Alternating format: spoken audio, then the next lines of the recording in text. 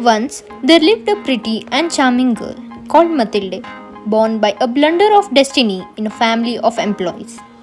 She had no dowry, no expectations, no means of being known, understood, loved, married by a man rich and distinguished.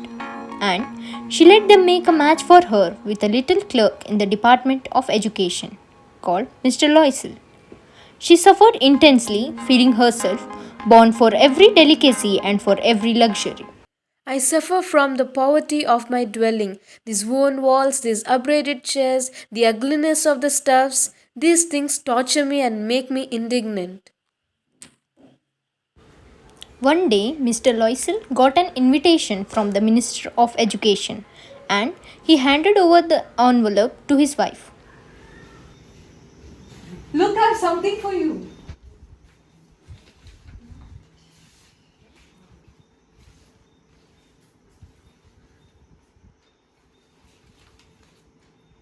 What do you want me to do with that? But my dear, I thought you would be pleased. And here's a fine chance. Not all clerks are invited. You'll get to see the official world. But what do you want me to wear to go there to the party? But the dress in which you go to the theatre, that looks very well to me.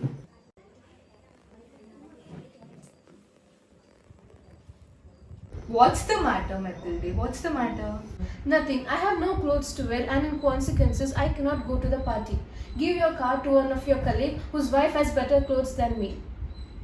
See, Matilde, how much would this cost? A proper dress. Something very simple. I don't know exactly, but with 400 francs I may do it. Alright, I will give you 400 francs. But make sure you have a pretty dress.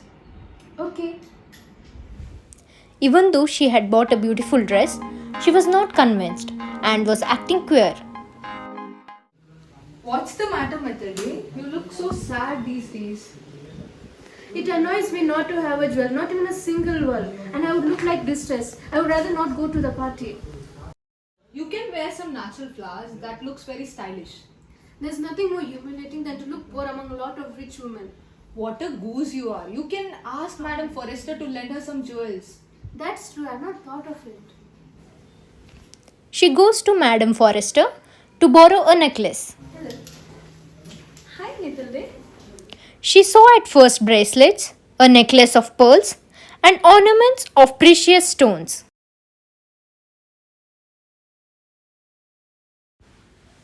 Finally, she finds a necklace of her choice and borrows it. The most awaiting moment of her life arrived, as it was the day of party.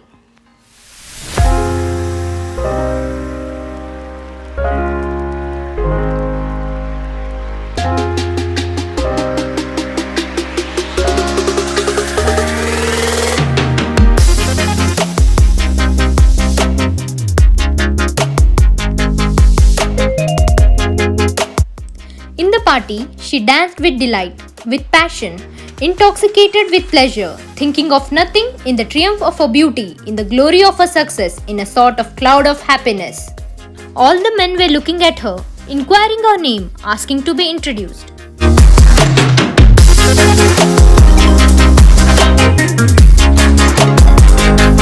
On the other hand, her husband was dozing with three other men whose wives were having a good time. Even the education minister took notice of her. The party was a success. Loisel threw over her shoulders the wraps he had brought to go home in. Wait a minute. You'll catch cold outside. I'll call a cab.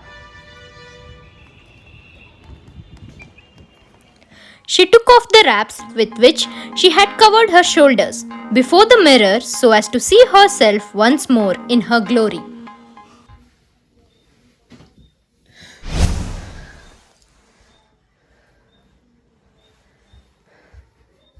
What's the matter with you? I have lost Madame Forrester's diamond necklace. What? How? It's not possible.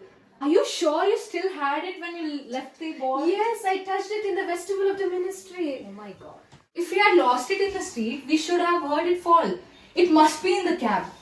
Yes, that is possible. Did you take the number? No. You didn't even look at it. No.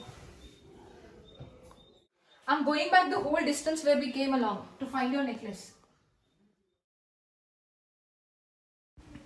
He went to police headquarters, to the newspapers to offer a reward, to the cab company. He did everything, in fact, that a trace of hope could urge him to. Despite of all the search, he found nothing. You must write to your friend that you have broken the clasp of her necklace and that you are having it repaired. That will give us time to turn around. Okay. We must see how we can replace those jewels. Loisel went from jeweler to jeweler, looking for a necklace like the other, consulting their memory, sick with grief and anxiety. Excuse me. It was not I who sold the necklace. I was just only supplied the case. In a shop in the Palace Royal, he found a diamond necklace that seemed to him absolutely like the one he was seeking.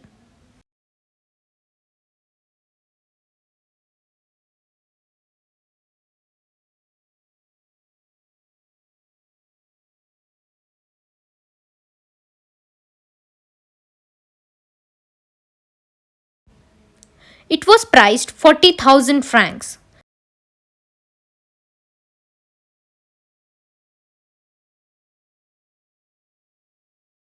Finally, after bargaining, it was finalized for 36.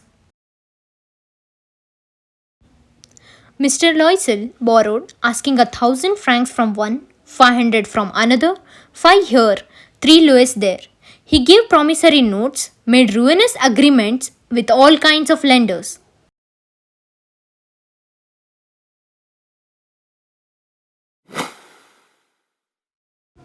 Madame Loisel took back the necklace to Madame Forrester.